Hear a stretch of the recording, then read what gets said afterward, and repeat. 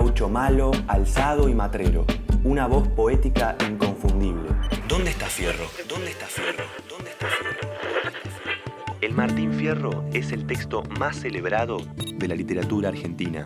Se trata de una historia contada en 2 poemas. El gaucho Martín Fierro es el relato de las desventuras de un gaucho maltratado por el Estado y perseguido por la ley. La vuelta de Martín Fierro es la segunda parte, en la que aquel gaucho rebelde vuelve a sus pagos ya amansado, dispuesto a ver si lo dejan trabajar. De la ida a la vuelta, el gaucho se mueve entre la rebeldía y la integración, entre la fuga y la adaptación.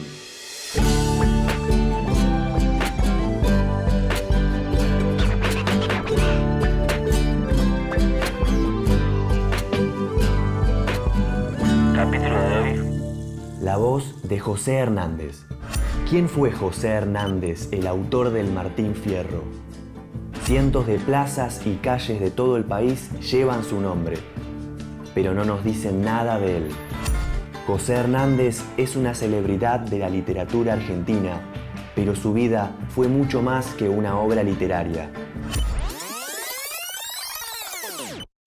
José Hernández nació en el actual partido de San Martín, provincia de Buenos Aires, en 1834. José era el segundo hijo de Pedro Pascual Rafael Hernández y de Isabel Pueyrredón. Los Hernández y los Pueyrredón eran familias distinguidas de Buenos Aires, pero los Pueyrredón apoyaban a los unitarios y los Hernández a los federales rosistas. La vida de José Hernández evidentemente tiene muchísimo que ver con el federalismo argentino, ¿no? Porque el federalismo es un proyecto de ordenamiento del país que, por supuesto, le resta importancia a la centralidad de Buenos Aires, por la cual optan en buena medida los unitarios, pero además el federalismo es una sensibilidad. Y es una sensibilidad que se diferencia de la sensibilidad de los unitarios y de las clases altas, fundamentalmente de Buenos Aires. Sensibilidad, la de los federales, que los lleva, entre otras cosas, a tener una enorme empatía con los gauchos, con la cultura gaucha. Yo soy toro en mi rodeo y torazo en rodeo ajeno. Siempre me tuve por bueno y si me quieren probar, salgan otros a cantar y veremos quién es menos. Hay que recordar que es un hijo de una Pueyrredón, es decir, de la oligarquía, la aristocracia un poco sanisidreña. Y por el otro lado, el padre de él había sido mayordomo de una estancia de Rosas, de manera que él está como en una posición que yo llamaría crítica. En 1845 se fue a vivir al campo con su familia, donde asimiló el lenguaje y la cultura rural. Allí en el campo se gestaron los profundos conocimientos de la vida gaucha y su amor al paisano. Las 2 doctrinas políticas del linaje de Hernández eran las mismas que dividían al país. En esas diferencias familiares están representadas las batallas políticas de la época. El contexto en el que se produce el Martín Fierro es el momento en que lo que podemos llamar la Argentina moderna está empezando a tomar forma.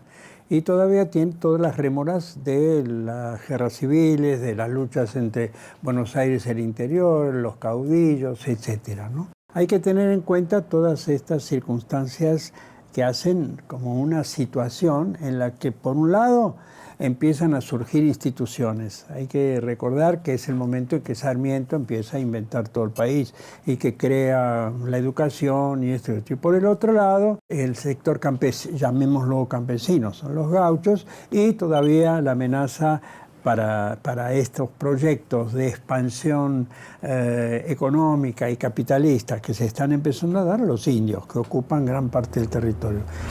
Pero en 1852 ocurrió la batalla de Caseros, en la que murió su tío, y fue entonces cuando Hernández decidió intervenir en las luchas nacionales. En Entre Ríos, la causa de Hernández fue la de los paisanos y estuvo orientada contra los abusos de la política porteña. Fundó en Paraná el diario El Argentino, donde denunció el asesinato de Chacho Peñalosa, el caudillo riojano perseguido por orden de Sarmiento y ejecutado luego de haberse rendido. Me gusta pensar en el texto que le dedica a Ángel Vicente Peñalosa y a sus gauchos que habían sido asesinados por las tropas del Ejército Nacional en 1963. Ahí se muestra esa maravillosa sensibilidad hacia los caudillos, hacia los gauchos. Vio cómo los gauchos eran maltratados, forzados a enrolarse en el ejército de fronteras, obligados a votar por el gobierno y cómo les expropiaban sus bienes. Hernández y 3 años después Sarmiento publicaron un libro sobre Chacho Peñalosa, pero Hernández lo describió como el general de la nación y Sarmiento como un montonero. Esto es un claro ejemplo de sus diferencias políticas.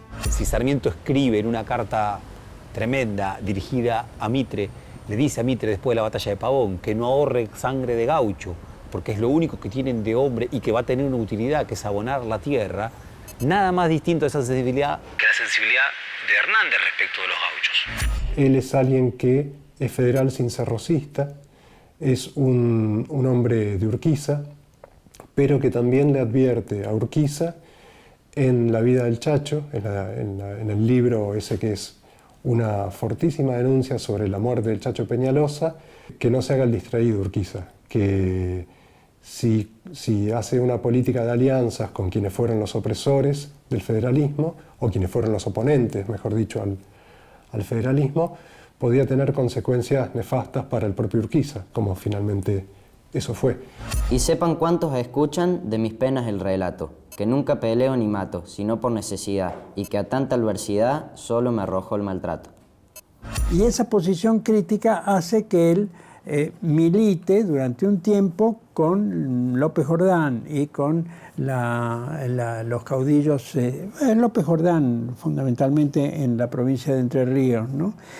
Comprometiéndose en acciones concretas, tanto que tiene que exiliarse en un momento determinado, se va al Brasil, ¿no? Al parecer, según muchos críticos, ese exilio en Brasil es lo que le permite pensar en qué está pasando en el país y en este orden de problemas y darle, y le da, digamos, una respuesta simbólica.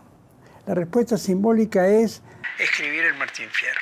Lo escribe en soledad, se duda, algunos dicen que lo escribió estando en Entre Ríos exiliado, otros que ya había regresado a Buenos Aires y que lo había escrito en un hotel que quedaba en la calle hoy Leandro Alem. Hernández regresó a Buenos Aires en 1872, se alojó en el Hotel Argentino frente a Plaza de Mayo y escribió El gaucho Martín Fierro. El Martín Fierro es un poema de un carácter muy crítico, donde indirectamente está poniendo los problemas principales de ese momento que él siente que son los propios del país. ¿Qué pasa con los gauchos? ¿Qué pasa con el ejército? ¿Qué pasa con las instituciones? ¿Qué pasa incluso con los indios? En 1873, López Jordán es derrotado por Sarmiento y esto lleva a Hernández a exiliarse en Montevideo, regresando de manera definitiva a Buenos Aires recién en 1875, cuando se establece la política de reconciliación nacional. Termina con las cuestiones, digamos, del caudillismo y ya se incorpora directamente a la vida orgánica de un país que ya está bastante más organizado. Hay un Congreso, hay presidente, hay ejército, hay una cantidad de cosas que son las cosas que hacen en el país que conocemos, ¿no? Desde el Partido Autonomista, Hernández predicó unión, orden y progreso. No hay otra posibilidad de acción que convivir y participar y compartir. Y bueno, y así lo hace, y eso es lo que toda la crítica que se puede leer lo reconoce en los famosos consejos a los hijos de la vuelta, ¿no? Dice, hay que ser ordenado, no se puede ser matón ni criminal, hay que ser considerado, en fin, hay que trabajar, hay que hacer una cantidad de cosas que en la ida no están presentes para nada, ¿no?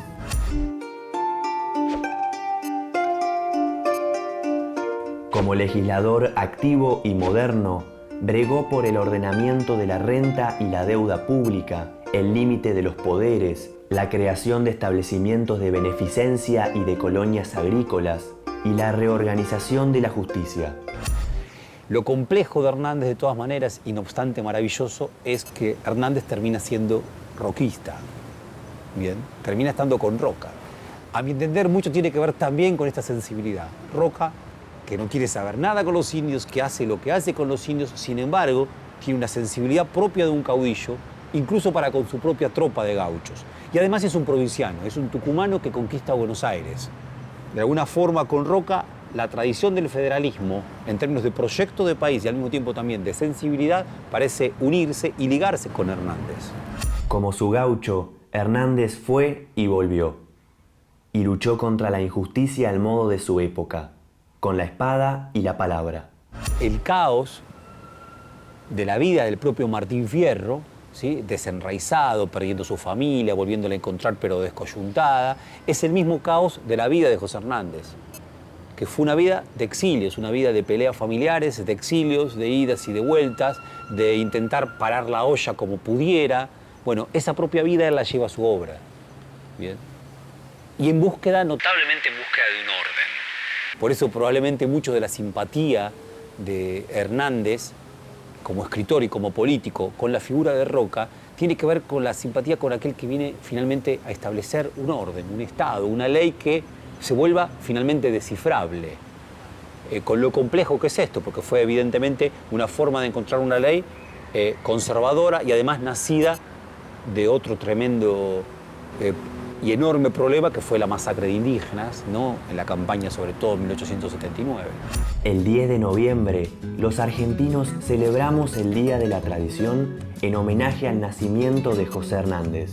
Sus últimas palabras fueron, según se dice, Buenos Aires, Buenos Aires. Y guarden estas palabras que le digo al terminar: en mi obra he de continuar hasta dárselas concluida, si el ingenio o si la vida no me llegan a faltar. Temprano el gallo cantor, el sol sale en la misión. Primeras luces del claustro, brilla la helada sobre el maizal. Divina es la mano del gran inquisidor, justicia de los cielos. El indio temeroso por la sentencia del santo tribunal. Es que ayer encontraron sepultada una estatua de la Virgen María. La encontraron cabeza abajo